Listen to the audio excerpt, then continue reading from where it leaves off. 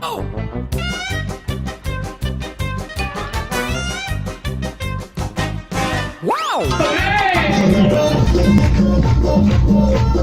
¡Decimos! ¡Sí! ¡No! ¡Arriba! ¡Abajo! ¡Izquierda! ¡Derecha! ¡Al centro! ¡Ahora, señora!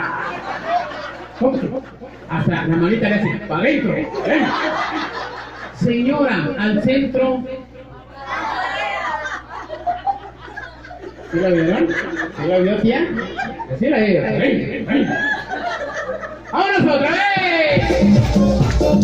¡Pero con más ganas! ¡Decimos! ¡Arriba! ¡Abajo! ¡Izquierda! ¡Derecha! ¡Al centro! Ahora vamos un animalito, ¿sabes? Decimos vaca.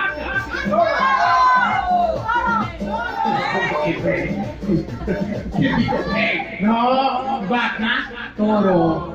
Joven, toro. Vale, vámonos otra vez.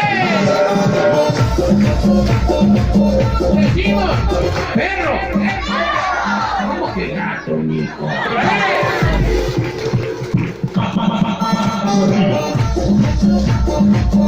Decimos vaca, perro, gato. Y mi abuelita sí dijo gata. Venga, mi amor. ¿Cómo se llama? Ay, la Consuelo ya se cree mucho. ¡Vámonos! Ahora me completan la frase. Yo voy a decir, bienvenidos a esta fiesta. Para todos. ¿Vale? 1, 2, 3. Bienvenidos a esta fiesta. Ya llegó el payá. ¿Tiene cara de fe? ¿Cómo que de perro, señor? Persona. No, señor. ¡Perro! Persona. ¡Vale! ¡Vámonos!